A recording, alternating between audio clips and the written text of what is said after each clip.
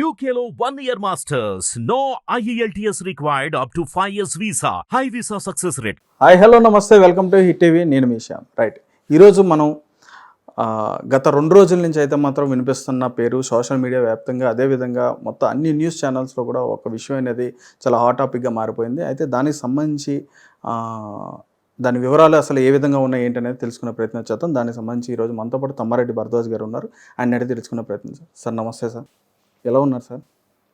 Sir ఎప్పుడు వచ్చినా మీ దగ్గరికి, అంటే ఇండస్ట్రీ అనే కాదు, ఏ సమస్య మీద అయినా సరే మీ దగ్గరికి వస్తే ఒక క్లారిటీ అనేది ఖచ్చితంగా వస్తుంది.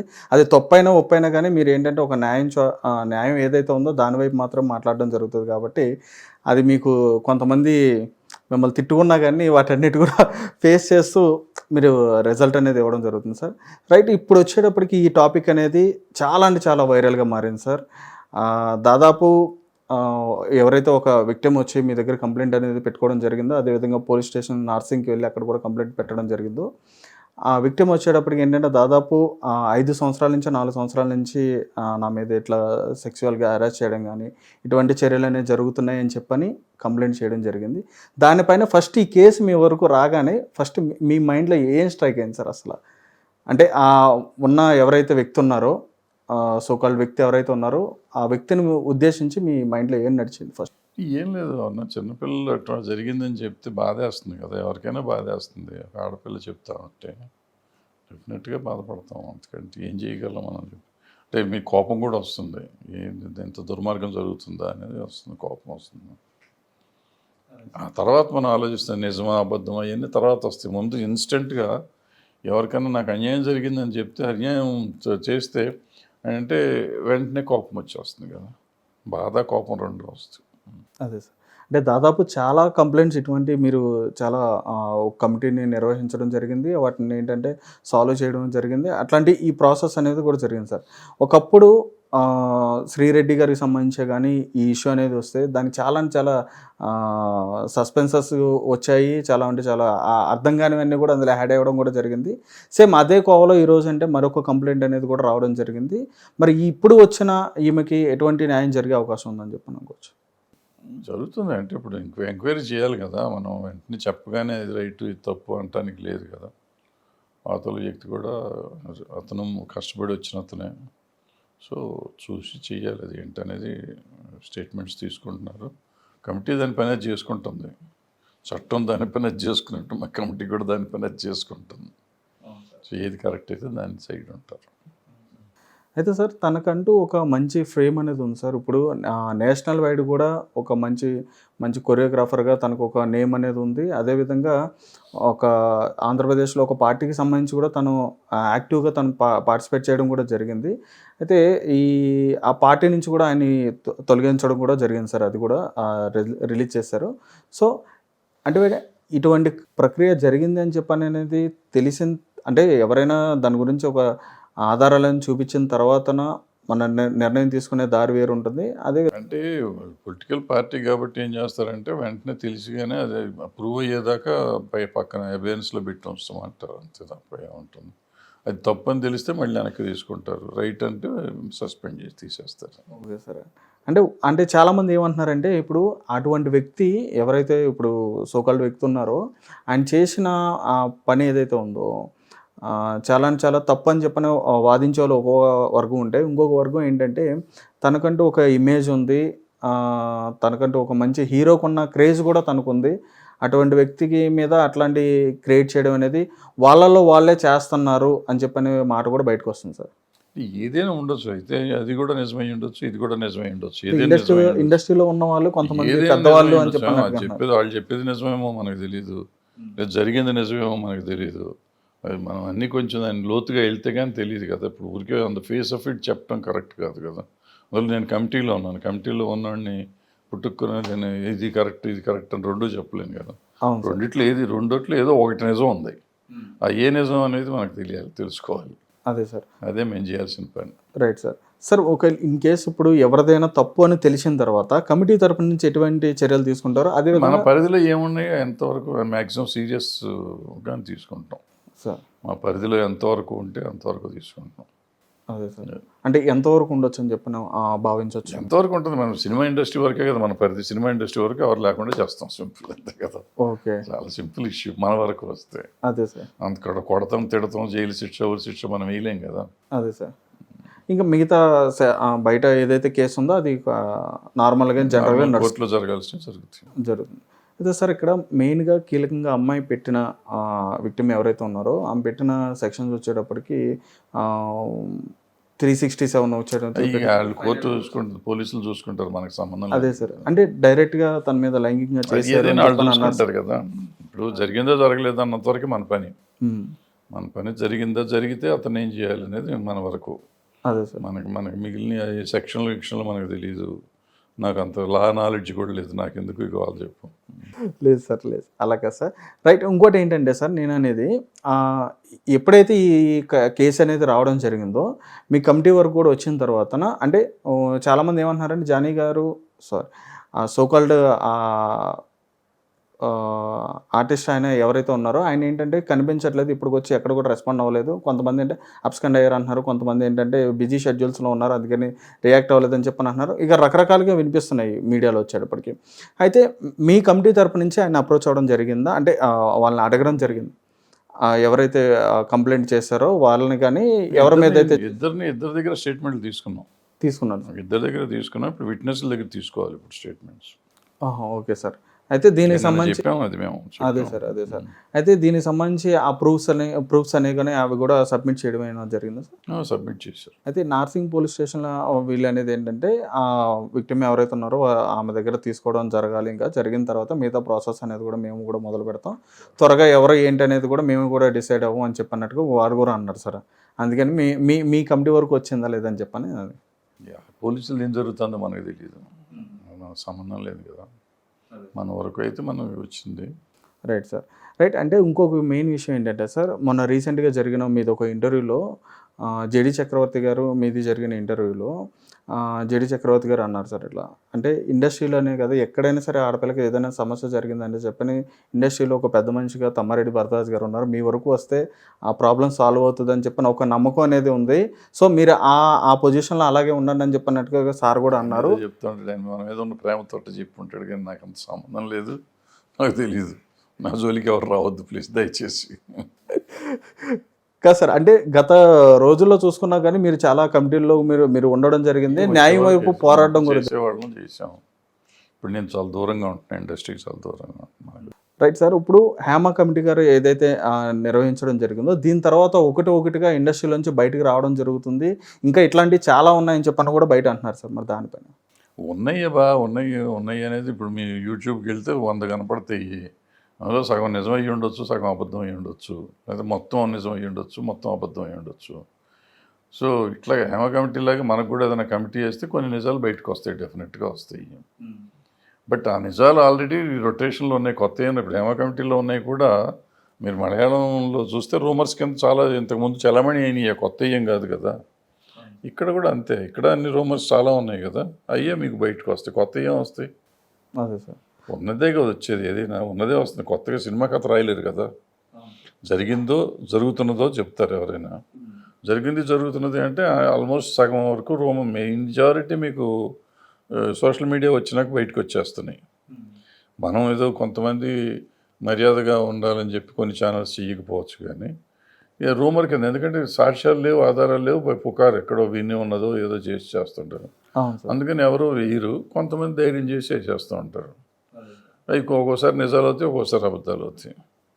అదే అంటే ఇక్కడ ఇంకొక విషయంలో ఏమంటున్నారంటే సార్, ఇప్పుడు ఆయనకంటూ ఇండస్ట్రీలో ఒక మంచి ఇమేజ్ అనేది ఉంది, మంచి క్రేజ్ అనేది ఉంది. అయితే అటువంటి వ్యక్తికి సపోర్ట్గా ఎవరు కూడా రావట్లేదు అని చెప్పనే అంశం కూడా వినిపిస్తుంది సార్. అంటే ఇండస్ట్రీలో వాళ్ళలోనే ఎవరు కూడా సపోర్ట్ కూడా రావట్లేదు అని చెప్పని అన్నారు.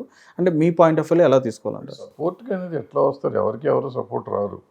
అంటే ఇష్యూ అటువంటిది కదా, ఇష్యూ సీరియస్ కదా. ఇప్పుడు అది లేదు అని చెప్తానికి ఉంటారు, డెఫినెట్గా అతని సైడ్ అతనికి లేకుండా అందుకుంటారు, డెఫినెట్గా ఉంటారు. ఎవరికైనా మంచి చెడు రెండు ఉంటాయి కదమ్మా, ఉంటుంది 100% సపోర్ట్. అదే సార్. అయితే ఇప్పుడు ఎవరైతే ఆ విక్టిమ్ ఉన్నారో ఆమెకు సంబంధించి గీతా ఆర్ట్స్ నుంచి కూడా ఒక మెయిన్గా వాళ్ళు కూడా అనౌన్స్ చేయడం కూడా జరిగింది సార్.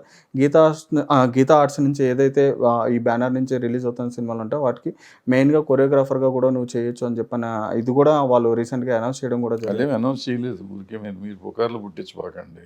అంటే అదే సార్, ఎవరు అనౌన్స్ చేయలేదు, ఎవరికి తెలియదు. వాళ్ళేమైనా మాట్లాడుకున్నారేమో తెలియదు, ఎవరన్నా హామీ ఇచ్చుండొచ్చు అది. బట్ అది వాళ్ళే అఫిషియల్ స్టేట్మెంట్లు ఏమి రిలీజ్ చేయలేదు.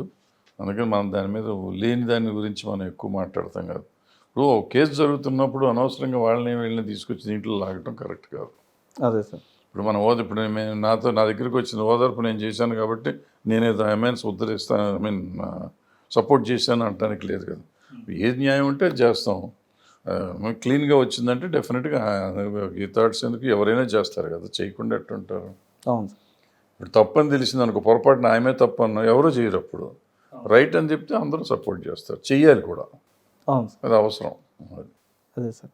అయితే ఈ ప్రక్రియ ఏదైతే ఈ 2 రోజుల నుంచి జరుగుతున్న ఈ ప్రక్రియ ఏదైతే ఉందో ఈ ప్రక్రియని ఆధారంగా ఇప్పుడు ఏంటంటే గతంలో జరిగిన ఇప్పుడు పూనం కౌర్ గారు అయ్యి ఉండొచ్చు, గతంలో జరిగిన ఇష్యూ మీదే ఆమె మళ్ళీ ఒకసారి ట్వీట్ చేయడం అనేది కూడా జరిగింది. ఆమెకి జరిగిన ఏదైతే ప్రాబ్లం ఉందో దానికి సంబంధించి పొలిటికల్గా కూడా నేను చాలా ఫేస్ చేస్తున్నాను, నాకు ఎటువంటి చాలా ఇబ్బందిగా ఉందని చెప్పని ఆమె మళ్ళీ ట్వీట్ చేయడం కూడా జరిగింది సార్. మరి దానిపైన మీ అభిప్రాయం అంటారు? అంటే మళ్ళీ దానికి సంబంధించి మళ్ళీ అంటే ట్వీట్లతో ఏమీ అవ్వదు, ఒక లైన్తో ఏం తెలుస్తున్నప్పుడు కంప్లైంట్, రిటర్న్ కంప్లైంట్ ఉంటే తప్ప ఎవరూ ఏం చేయలేము. సో కంప్లైంట్ వచ్చి ఉంటే ఇప్పుడు వస్తుంది, ఏదో ఇచ్చారని చెప్పుకుంటున్నారు కాబట్టి ఇచ్చి ఉంటే చూడాలి, ఇచ్చి ఉంటే ఏం చేయాలో చేస్తాం. అంటే ఎందుకని సార్ ఇట్లా ఇండస్ట్రీలో ఉన్న చాలా పెద్ద మంది ప్రముఖుల మీదే ఇటువంటి బయటికి ఒకటిగా రావడం జరుగుతుంది? అంటే ప్రముఖుల మీద వస్తేనే పబ్లిసిటీ వస్తుంది. నీ మీద నా మీద వస్తే ఎవడు చూస్తాడు? ప్రముఖుల మీద వస్తే చూస్తారు అందరూ, అందుకని వస్తుంది. కొన్ని నిజాలు ఉండొచ్చు, కొన్ని అబద్ధాలు ఉండొచ్చు. బట్ ఏదైనా ముందు సెన్సేషన్ అయితే అయిపోతుంది కదా, తర్వాత సంగతి తర్వాత. అంటే చాలా విషయాలు కూడా అలాగా వెనకబడిపోయినాయి, కూడా చాలా విషయాలు కూడా అలా ఉన్నాయి, ఒకదాని తర్వాత ఒకటి వచ్చేటప్పటికి వచ్చి బయటపడిపోయినవి ఉంటాయి, కొన్ని వాటిని హర్షప్ చేసినవి చాలా ఉంటాయి, కాంప్రమైజ్ అయినవి ఉంటాయి, హర్షప్ చేసినవి ఉంటాయి, అసలు మేము అనలేదన్నవి కూడా ఉంటాయి. చిచ్చి నేను ఎప్పుడు అన్నాను అంటారు, వీడియోలు వచ్చినా కూడా నేను ఎప్పుడు అన్నాను అయినా చాలా ఉంటాయి. అదే సార్. అంటే ఈమె ఏదైతే తను కేసు పెట్టడం జరిగిందో అంటే అంటే ఇందాక మీరు సెక్షన్స్ అని చెప్తున్నాను, ఏ అయితే జరిగినాయో వాటి మీద అరెస్ట్ చేయడం కానించి లేదంటే తను బలవంతం పెట్టడం కానించి ఇటువంటి ఏవైతే పెట్టిందో రేపొద్దున్న అంటే భవిష్యత్తులో ఎటువంటి కేసెస్ వస్తాయి అంటే ఇప్పుడైతే వీటికైతే ఆధారాలు అనేవి ఇంకా ఆమె సబ్మిట్ చేయాల్సి ఉంది కాబట్టి రేపొద్దున ఇంకా భవిష్యత్తులో ఇండస్ట్రీలో ఈమెను చూసుకుని ఇంకెవరైనా బయటకు వచ్చే వాళ్ళు ఉంటే కనుక వాటికి మీ కమిటీ తరపు నుంచి ఎంతమంది వస్తే అంత మంచిది. నిజంగా జరిగితే అందులో మంచి జరుగుతూ ఉంటే ఏమవుతుందంటే ఈ జరగకుండా ఉండాలి. అసలు ఇక్కడ కావాల్సింది కంప్లైంట్లు కాదు, ఇటువంటివి జరగకుండా ఉండాలి అనేది మా ఆలోచన, ఉద్దేశం కూడా. మా ఉద్దేశం ఇట్లా జరగాలి అనుకుంటే కంప్లైంట్ ఇచ్చేవాళ్ళకి డైరెక్ట్గా రావాలి, ధైర్యంగా రావాలి. ఇప్పుడు వస్తే ఏమవుతుంది, ఎందుకు రారు జనం? నాకు ఇక్కడికి వస్తే మళ్ళీ పని రాదేమో, పని ఎవరేమో అని భయంతో రారు. సో ఆ భయం అనేది పోవాలి. భయం పోయిన రోజున ఇవన్నీ పోతాయి. భయం పోయేటట్టు ఉంటే అన్నీ సెట్ అవుతుంది. అదే మా ఉద్దేశం కూడా, దానికోసం మేము ప్రయత్నాలు చేస్తున్నాం. అదే సార్. అంటే ఇంకోటి మీరు చెప్పడం కూడా జరిగింది, అంటే మీరు వచ్చి ధైర్యంగా చెప్పండి, అవసరమైతే మీకు వర్క్ వచ్చే విధంగా కూడా మేము సపోర్ట్ కూడా చేస్తాం. వర్క్ అంటే వాళ్ళకి వర్క్ రాకుండా వర్క్ ఇవ్వాలంటే రాదు, వర్క్ వచ్చిన వాళ్ళకి వర్క్ ఇస్తారు. అదే సార్, వర్క్ వచ్చిన వాళ్ళకి వర్క్ ఇస్తాం, కానీ వర్క్ రాని వాళ్ళకి మనం వర్క్ ఇస్తాం. కంప్లైంట్ ఇచ్చారు కాబట్టి పని ఇచ్చేస్తాం, అట్లా కుదరదు. అదే సార్. అంటే ఇక్కడ కంప్లైంట్ ఇస్తే న్యాయం చేస్తాం తప్పిస్తే పని ఇస్తానికి మనకు ఎవరూ కాదు. బట్ టాలెంట్ ఉన్న వాళ్ళని ఎవరిని ఆపలేరు ఎవరు, అది నేను చెప్పేది. అదే సార్. సార్ ఇక్కడ ఏదైతే కంప్లైంట్స్ ఈ రీసెంట్గా వచ్చిన కంప్లైంట్స్ ఏవైతే ఉన్నాయో ఇవన్నీ కూడా వేరే స్టేట్ల నుంచి వచ్చి ఇక్కడికి వచ్చి ఈ ఇండస్ట్రీలో వర్క్ చేసిన వాళ్ళలో కానీ, అంటే ఇప్పుడు ఈమె చూసుకోవచ్చు, ఈమె వేరే స్టేట్ నుంచి వచ్చిన ఆవిడ పూనం కౌర్ గారు చూసుకోవచ్చు, ఆమెది కూడా వేరే అమీర్పేట అయ్యా, వాళ్ళ నాన్న మా ఫ్రెండ్ అయ్యా. మీరు వాళ్ళ వేరే దేశం అంటారేంటి? మేము క్రికెట్ ఆడుకునేవాళ్ళం, వాళ్ళ నాన్న మేము. అదే సార్.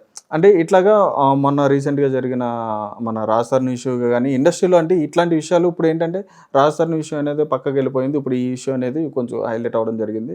అదేవిధంగా ఈ సోకాల్డ్ ఎవరైతే కొరియోగ్రాఫర్ ఉన్నారో ఈయన సంబంధించి కూడా గతంలో రేవ్ పార్టీకి సంబంధించి అందులో కూడా ఉన్నారని చెప్పిన అంశం కూడా అది కూడా నడిచింది. అంటే ఇలా ఒకదాని తర్వాత ఒకటి వస్తుంది మాయమైపోతుంది. అంటే అది రిజల్ట్ అనేది ఎక్కడ కూడా కనిపించలేదు, పూర్తి స్థాయిలో దాని మీద ఎక్కడ కూడా క్లోజ్ అయినట్టు కనిపించదు. కేసులు కోర్టులో కేసులు ఉంటేనో లేట్ అవుతాయి, మన దగ్గరికి వచ్చినాయో సాల్వ్ అవుతాయి. మేము అసలు జనరల్గా పబ్లిక్కి చెప్పాం. నిన్నంటే ఇది ఆల్రెడీ పోలీస్ కేసు వచ్చింది కాబట్టి మేము చెప్పాం, లేదా మళ్ళీ మీరంతా కూర్చొని సినిమా ఇండస్ట్రీ ఏమి చేయట్లేదు అంటారని చెప్పుకుని వచ్చాం. అంతే చెప్పాం, ఏం జరుగుతుందో చెప్తాం, అవగానే చెప్తాం. అంతే తప్ప వాళ్ళంటే పోలీస్ కేసులు జరుగుతాయి, మెల్లిగా జరుగుతూ ఉంటాయి, అయినప్పుడు అవుతాయి. అదే సార్, అంటే ఇక్కడ మీ వరకు వచ్చిన తర్వాత మీరు వాటికి సంబంధించిన న్యాయం అనేది రిజల్ట్స్ అనేది ఇచ్చేస్తున్నారు కదా సార్, మరి ఇంకా బయట ఎందుకని కంటిన్యూ అవుతున్నాయి? మరి అవుతానండి. ఇప్పుడు రేపు కేసులు దిశ చట్టం, ఇంకో చట్టం, నిషా అన్నీ వచ్చినాయి. మరి వచ్చినాక ఆగుతున్నాయా రేపులు? ఎక్కడ దొంగతనాలు చేస్తున్నారు, హత్య చేస్తే మర్డర్ ఉరిశిక్ష చేస్తున్నారు, ఆగుతున్నాయా? శిక్షలతోనే అన్నీ ఆగుతాయి అనుకుంటే కష్టం, ఆగట్లేదు. మనుషుల్లో మార్పు రావాలి, ఆలోచన విధానంలో మార్పు రావాలి, అప్పుడు ఇవన్నీ ఆగుతాయి. అంతే తప్ప చట్టాలు ఏంటంటే కొంతవరకు రెస్ట్రిక్ట్ చేస్తాయి, కొంతవరకు ఆపుతాయి. ఇంతకుముందు ఉన్నట్టు ఇప్పుడు ఉందా అంటే ఉంది, ఇప్పుడు లేదా అంటే లేదు, అంతే. అదే సార్ ఇటువంటి విషయాలపైన అవేర్నెస్ రావడానికి కానీ లేకపోతే ధైర్యం రావడానికి కానీ ఏవైనా చర్యలు చేపట్టే అవకాశం ఉందా మీ కమిటీ నుంచి? కానీ అవేర్నెస్ ఏంటబ్బా, ఇప్పుడు సమాజం మారిపోయింది. ఒకప్పుడు అసలు మనం ఆడపిల్లలు బయటకు వచ్చేవారు కాదు, ఇప్పుడు ఆడపిల్లలు బయటకు వస్తున్నారు, సమానంగా ఉంటున్నారు, చాలా వరకు ఇది ధైర్యంగా ఉంటున్నారు. సో ఇప్పుడు పెద్ద అవేర్నెస్ కావాలి అనేది నేను నమ్మను.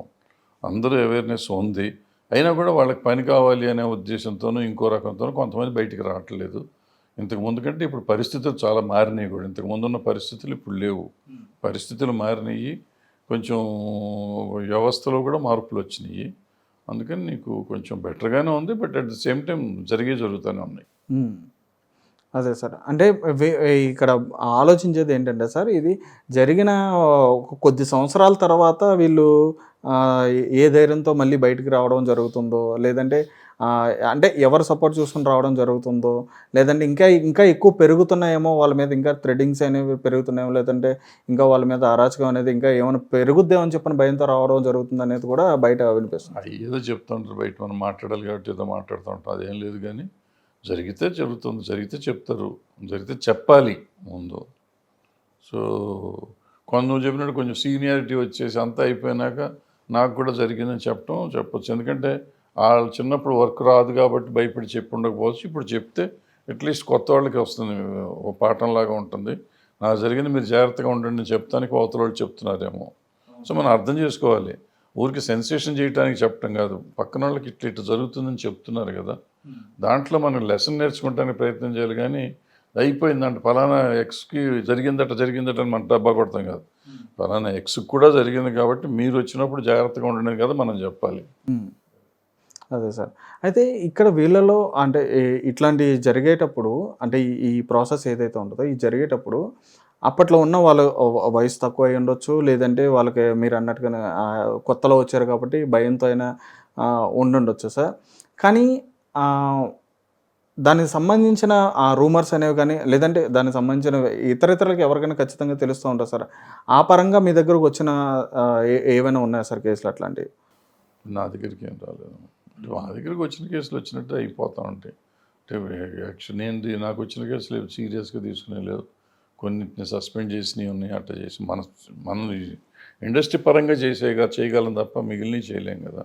అదే సార్, అవతల వాళ్ళు విక్టిమ్ పోలీస్ కేసు అయి పెట్టుకోవాలి, మనం పెట్టలేం కదా, మనకి హక్కు కూడా ఉండదు కేసు పెడతాను. అసోసియేషన్ నుంచి ఉండదా సార్? ఉండదు. అంటే ఆ విక్టిమ్ తీసుకున్న ఏదైతే నిర్ణయం ఉంటుందో అది తనకు మాత్రమే సొంతం అవుతుంది. Okay sir, right. ఇంకో విషయం సార్, ముఖ్యంగా ఇప్పుడైతే ఆ ప్రభుత్వం నుంచి తీసుకునే నిర్ణయాలు కానీ, లేదా ప్రభుత్వం నుంచి ఇండస్ట్రీ మీద ఉన్న ఆ దృష్టి ఏదైతే ఉందో, అంటే ఇటువంటివన్నీ కూడా బయటకు వస్తున్నప్పుడు ఆ ప్రభుత్వం ఏంటంటే ఆ ప్రభుత్వం కూడా రియాక్ట్ అవ్వడం జరుగుతుంది. ఎవరైతే విక్టిమ్స్ ఎవరైతే వచ్చి కంప్లైంట్ చేస్తున్నారో వారి వల్ల మిగతా ఇండస్ట్రీ అంతా కూడా కొంచెం స్ప్రెడ్ అనేది ఎక్కువ అవుతుంది, ఇటువంటి ఇంకా ఉన్నాయి అని చెప్పన్నట్టుగా ప్రభుత్వం కూడా ఇండస్ట్రీని విమర్శించే విధంగా మాట్లాడడం జరుగుతుంది. దానిపైన ఏమంటారు? విమర్శించలేదు, మన విమర్శించలేదు. జరగకుండా చూస్తానికి వాళ్ళు కూడా ప్రయత్నం చేస్తారు తప్ప విమర్శించడం ఏం లేదు. తెలుగుదేశం పార్టీకి సంబంధించి ఏదైతే రీసెంట్గా ఒక ఇష్యూ అయితే ఏదైతే జరిగిందో దానిపైన వాళ్ళందరూ కూడా మాట్లాడుకోవడం జరిగింది. ఆదిమూల గారి విషయం అయితే ఏదైతే జరిగిందో దాని మీద చాలామంది కూడా సీరియస్ అవ్వడం జరిగింది. దానికి ఏంటంటే విత్ వీడియో ప్రూఫ్లతో వాటితో చూపించడం వల్ల వెంటనే యాక్షన్ తీసుకుని సస్పెండ్ చేయడం అనేది కూడా జరిగింది సార్. అయితే దీనిపైన కొంతమంది ఏమంటారంటే ఇట్లా తన పైన వచ్చిన విమర్శన పైన ఏంటంటే వెంటనే సస్పెండ్ చేయడం వల్ల వెనకాల ఇంకా రాజకీయ కోణం కూడా ఉంది, లేదంటే వాళ్ళు కూడా భయపడుతున్నారని చెప్పని అంశం కూడా చెప్తున్నారు సార్. పవన్ కళ్యాణ్ గారికి సంబంధించిన జనసేన పార్టీ కూడా భయపడుతున్నారని చెప్పనేది కూడా అంటున్నారు. దానిపైన ఏమన్నారు? భయపడితే ఏముందమ్మా, ఇప్పుడు ఏ పార్టీలో అయినా కానీ జరిగితే వెంటనే చేయాలి. ఇప్పుడు ఆదిమూలందైనా కానీ లేకపోతే అక్కడ వైఎస్ఆర్సీపీలో గతంలో జరిగిన ఎమ్మెల్సీ గొడవ కానీ ఎమ్మెల్యేలు ఎంపీల గొడవలు కానీ వీళ్ళందరినీ అసలు ఇంకా ఆ పార్టీలో ఎందుకు వచ్చారు? ఏ పార్టీ అయినా, ఈ పార్టీలైనా ఆ పార్టీలైనా వీళ్ళు అమ్మాయిల్ని అసహ్యంగా చేశారు అని తెలిసిన తర్వాత, లేదా కొంతమంది మర్డర్ చేశారని తెలిసిన తర్వాత వాళ్ళని ఇంకా పార్టీలో పెట్టుకుని పదవుల్లో ఉంచి ఎమ్మెల్యేలుగా ఎమ్మెల్సీలుగా మినిస్టర్లుగా వీళ్ళు నట్టి పెట్టుకుంటే ఇంతకంటే దరిద్రం ఉందా ఈ దేశంలో? సో వాళ్ళని పెట్టుకుని నడుస్తుంటే నడుస్తుంది. మనం ఏం చేస్తాం? ఏది మంచి ఏది చెడు అంటే మనం ఏం చెప్తాం? అదే సార్. అయితే ఇప్పుడు ఈ విషయం బయటకు రావడానికి కూడా ఏంటంటే ఇండివిజువల్గా వాళ్ళకి ఏంటంటే ఒక క్యాడర్స్ ఇవ్వడానికి సంబంధించిన అంశంలో ఏదైతే జనసేన పార్టీ ఉందో దానికి చాలా యాక్టివ్ క్యాంపెయిన్గా చేయడం వల్ల, స్టార్ క్యాంపెయిన్గా చేయడం వల్ల తనకి ఏదైనా వచ్చే అవకాశం ఉంది, మంచి పదవి ఇచ్చే అవకాశం ఉంది అనే ఉద్దేశంతో ఇట్లాంటి చర్యలు చేపట్టారని చెప్పని ఇతర పార్టీ అపోజిషన్ పార్టీ కానీ లేదంటే వాళ్ళు ఉన్న వాళ్ళు కానీ చేశారని చెప్పని అంటున్నారు. అంటే సినిమా ఇండస్ట్రీలో పొలిటికల్ పార్టీలు ఇన్వాల్వ్మెంట్ ఏమి ఉండదు నాకు తెలిసినంత వరకు. అభిమానించవచ్చు, నేను ఒక పార్టీని అభిమానించవచ్చు, నువ్వు ఒక పార్టీని అభిమానించవచ్చు, కానీ ఈ ఎదుగుదల కోసం పార్టీని దీనికోసం చేస్తారంటే తెలియదు. చేసినది జరిగి ఉండొచ్చు, ఏదైనా ఇన్వెస్టిగేట్ చేసినాక తెలుస్తుంది కదా, అయితే అయ్యి ఉండొచ్చు. అవును సార్. అయితే కొంతమంది ఏమంటున్నారండి సార్, ఈ ఇష్యూ జరిగిన ఏదైతే ఇటువంటి ఇష్యూలు జరుగుతున్నాయో వీటి గురించి